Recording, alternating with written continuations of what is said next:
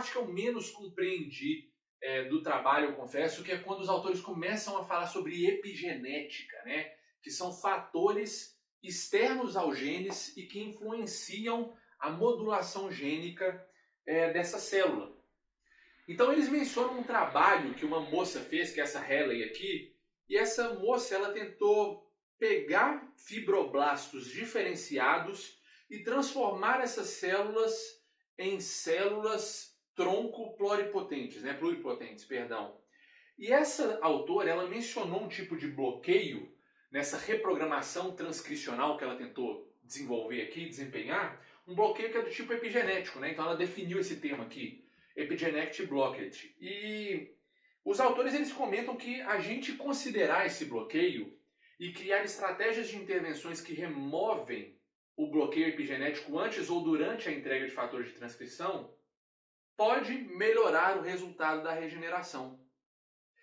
Então isso é uma coisa difícil, né? Porque a gente parece que precisa estar regulando, então, não apenas algo diretamente, mas coisas que influenciam essa coisa que nós estamos focando, que no caso são os genes, né? E aqui são exemplos de influências epigenéticas que os autores comentaram. Então, se a gente desmetilar, ou se a gente fizer essa desacetylation aqui, nas estonas do DNA, ou diretamente no próprio DNA, a gente vai ter esse tipo de bloqueio acontecendo. Ou seja, se a gente tirar um grupo metil da molécula, ou um grupo acetil da molécula, a gente contribui para que o resultado não seja tão bom quanto a gente queria. Beleza? Então, epigenética, a gente deve considerar isso também. Continuando falando sobre se a regeneração ela vai ou não acontecer, né? E dos dependentes para que isso aconteça, a gente começa a falar agora de transporte e delivery. Então, essa é uma parte importante também, porque, veja bem, essa aqui é uma célula neuronal. E a célula neuronal, ela produz a maioria das suas moléculas e estruturas no corpo celular. Mas essas estruturas elas não devem ficar somente no corpo. Veja, o neurônio ele pode ser muito grande. Como eu disse, neurônios que têm os seus corpos celulares na medula e mandam seus prolongamentos para os músculos, por exemplo, os lumbricais aqui da palma da minha mão. Olha o tamanho desse prolongamento do neurônio. Ele sai da minha medula e vai lá para a palma da minha mão. Tem o quê? 1 metro de prolongamento esse neurônio? Então, são células muito grandes. E todas as partes dessas células precisam receber moléculas. Então, o último micrômetro de espaço aqui dessa parte final da célula precisa receber moléculas. O último micrômetro aqui dos dendritos celulares precisam receber moléculas. Então, o transporte ele tem que ser muito eficiente quando a gente está falando de uma célula lesada. Mais do que nunca, porque ela foi comprometida. E então esse neurônio está precisando de moléculas e de suporte. Você percebe? Então, o transporte ele precisa ser foco de estudo quando a gente está tentando alcançar um resultado regenerativo na célula. E acontece que o transporte na célula ele costuma ser de 2 tipos, tá? Principalmente quando a gente está falando de células embrionárias. O transporte ele costuma ser somatodendrítico em células embrionárias e axonal.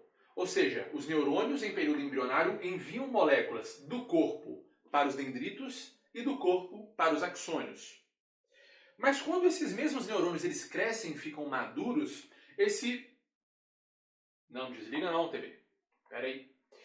Esse transporte ele fica contido basicamente aqui, ó, no corpo e nos dendritos. Isso é um problema grande, certo? Porque as maiorias das lesões neuronais elas são axionais. Então, se eu tenho um rompimento aqui, ora bolas, eu preciso que moléculas de suporte chegam nesse lugar. Mas o meu neurônio maduro ele não está acostumado a exercer esse tipo de transporte. Então isso precisa ser alvo da minha terapia? Com certeza, eu tenho que mudar aquilo ali. Porque senão o que vai acontecer? Eu vou ter uma deficiência de moléculas para reparo celular na região que foi lesada. Vocês concordam comigo? Então o transporte ele é um fator muito determinante na regeneração axonal. Ainda falando sobre transporte e entrega, essa é uma parte aqui que caramba, ela é bem complexa, né? Existe uma região do neurônio, que é uma região muito pequena, que é essa daqui, ó. pré-axonal exclusive zone, né? Que corresponde à zona pré-axonal exclusiva. E a zona ela recebe esse nome por um motivo, tá? Ela é realmente muito exclusiva. Para que o transporte aconteça nessa região, é preciso de uma série de sinalizações que permitem ou negam a passagem de moléculas por essa pequena região. Eu trouxe um exemplo aqui para vocês, eu não vou me alongar dizendo todas elas, mas isso aqui é uma série de menções de moléculas que participam do controle de transporte nessa região aqui, nessa pequena região do axônio. Veja, é o final do corpo celular e o início do axônio, uma região pequena demais, de poucos micrômetros. E a gente precisa da permissão e da atividade de moléculas como quinesina, MAP2, CDK5. Existe uma outra molécula aqui que eu simplifiquei, que ela modula MAP2 para que MAP2 seja ativada. Eu preciso de uma polaridade específica da proteína actina para que o transporte aconteça. GFF6 aqui também, que tem que ativar uma enzima que chama GTPase para então definir a direção do transporte. Caramba, tem um texto inteiro aqui explicando essa cascata e eu acho que não é totalmente importante. É muito legal você saber que o transporte nessa pequena região ele é dependente de uma série de movimentações intracelulares. Beleza? Então olha a importância e a delicadeza desse transporte dentro da célula. Estou passando, citoesqueleto da célula, também é outra coisa muito importante. Veja, aqui tem uma foto que representa os principais elementos do citoesqueleto. Nós temos os microtúbulos, nós temos os microfilamentos e nós temos os filamentos intermediários, que são esses daqui. E acontece que o citoesqueleto ele é seriamente comprometido quando existe ou quando acontece uma lesão neuronal. Isso porque a gente tem uma ativação de certas enzimas dentro do neurônio, que são chamadas de calpaínas, que degradam muito relativamente rápido esse citoesqueleto. E a ativação dessas calpaínas acontece pela entrada abrupta de cálcio dentro da célula, uma vez que uma lesão é aplicada, né, a esse neurônio. Então essas enzimas elas acabam despolimerizando uma proteína desse microtúbulo aqui. Então vamos com calma. Primeira coisa, uma polimerização é a junção de várias micromoléculas para formar uma macromolécula. E o exemplo de uma macromolécula é esse microtúbulo aqui. É uma molécula grande. E quando eu exerço ou crio uma despolimerização, palavra difícil, hein? Palavra difícil.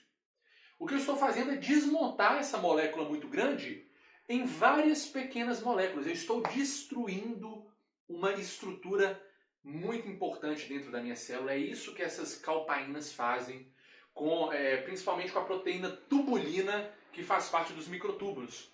Pessoal, então olha como que isso é importante também. O citoesqueleto ele é o motor da célula. Ele também dá suporte estrutural para esse neurônio. E ele também faz o transporte de moléculas dentro da célula. Na verdade, não é ele que faz, a célula que faz, mas o transporte é feito por esses microtúbulos aqui, exatamente por esses microtúbulos. E quando a lesão acontece, olha aqui quem que é a pessoa que mais sofre. A pessoa não, né? A estrutura que mais sofre com essa ativação enzimática ali. Justamente os microtúbulos por esse desmonte proteico que acontece nessa estrutura.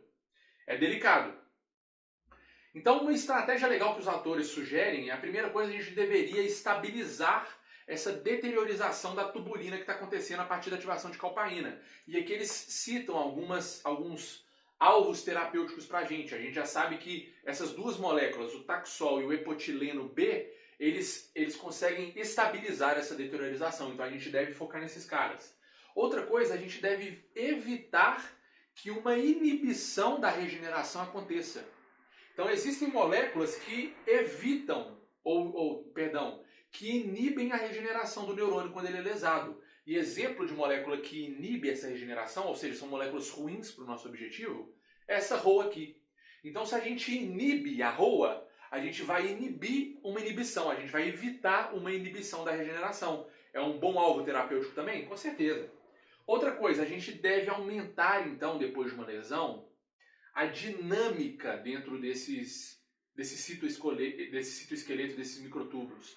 Né? E a dinâmica citoesqueletal, ela define basicamente os movimentos de vem e vai de moléculas. E para que a gente faça isso, nós temos como alvo também essas 3 moléculas aqui, tá bom? GTPase RORAC e CDC42. Então são outros alvos aí que já são definidos dentro da literatura e que vale a pena a gente focar nelas quando a gente estiver falando de pesquisa, ciência e de estratégias terapêuticas. Ufa! O que mais que tem? Energia disponível é o último tópico aqui para a gente encerrar o vídeo. Então deixa eu explicar para vocês como que a energia disponível na célula é muito importante.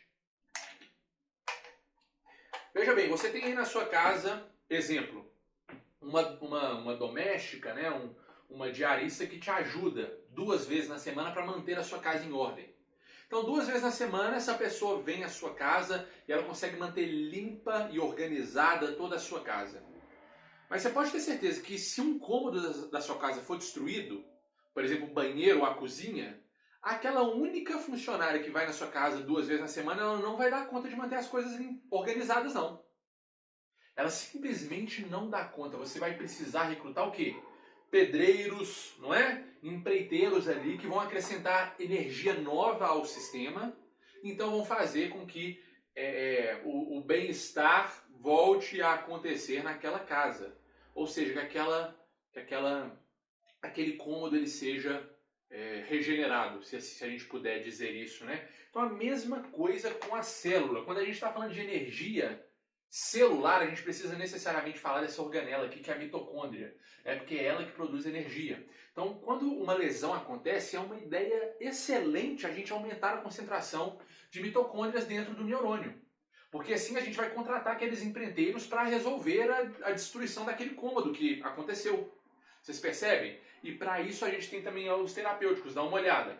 Para a gente aumentar a densidade mitocondrial dentro do neurônio, a gente pode focar nesses 2 caras aqui, ó. Miro e Armic X1. Tá? São moléculas que, uma vez ativadas e expressadas dentro da célula, o neurônio ele vai passar a produzir novas mitocôndrias e assim a gente vai ter um aumento da energia dentro da célula, o que é ótimo e vai com certeza ser relevante para determinar se a regeneração vai ou não acontecer. Conclusão do artigo, Vitor. Ufa, o que acontece aí? Então os neurônios, os neurônios, gente. Os autores, eles concluem que se fosse possível reverter neurônios maduros ao estado de crescimento em que eles estavam durante o período embrionário, o resultado seria provavelmente a ativação de respostas regenerativas no tempo certo, né, que seria depois de uma lesão. Isso seria muito bom. Mas os mesmos autores que disseram isso, eles mencionam que um tipo de manipulação gênica que cria esse resultado, ele é meramente ilusório, né? É muito difícil, não é possível a gente contemplar um resultado desse com a tecnologia que nós temos hoje. Então eles contam que uma estratégia boa, talvez, seria a gente identificar mecanismos chaves que trabalham nos neurônios e que podem ser manipulados para melhorar a resposta de regeneração dessa célula. Então, é provável que várias intervenções sejam colocadas juntas. Por exemplo, várias intervenções focadas em todas essas variáveis que eu citei, para alcançar o nível de regeneração que seria útil clinicamente. Pessoal, então veja como que eu estou falando de uma coisa que não só é muito incrível, não só é muito interessante, é curioso para a biologia, mas é extremamente delicado e merece ali um foco muito grande da medicina e da ciência. Para que eu consiga regenerar um neurônio que foi lesionado, eu preciso olhar para todas essas coisas que eu citei. Síntese molecular, ativação molecular, supressão ou inibição de algumas moléculas, modulação gênica, transporte molecular, preservação estrutural, disponibilidade energética e ainda controle ambiental, que esse artigo nem falou sobre a limitação ambiental, mas ainda deve ser considerado. Eu esqueci de colocar nessa lista aqui, pessoal, epigenética. Né? Os autores mencionaram um tipo de bloqueio epigenético e que precisa ser considerado, nem está aqui na lista. Então veja como que isso é complexo. Conseguiram ver? Tem mais coisa? Obrigado. Então tá, pessoal. Isso é tudo que eu tinha para conversar com você sobre a aula de hoje, né? Isso aqui talvez seja um apanhado de tudo que a gente precisa saber quando nós estamos falando de regeneração do sistema nervoso. Espero que vocês tenham gostado, espero que tenha sido útil para vocês. Compartilhem comigo aqui embaixo a opinião de vocês nos comentários, tá? Dê um joinha no vídeo e se você conhece alguém que pode se beneficiar desse tipo de informação, envie para ele esse vídeo, tá bom? Não deixe de se inscrever no canal também. A gente se vê nos próximos vídeos. Até lá, obrigado, tchau.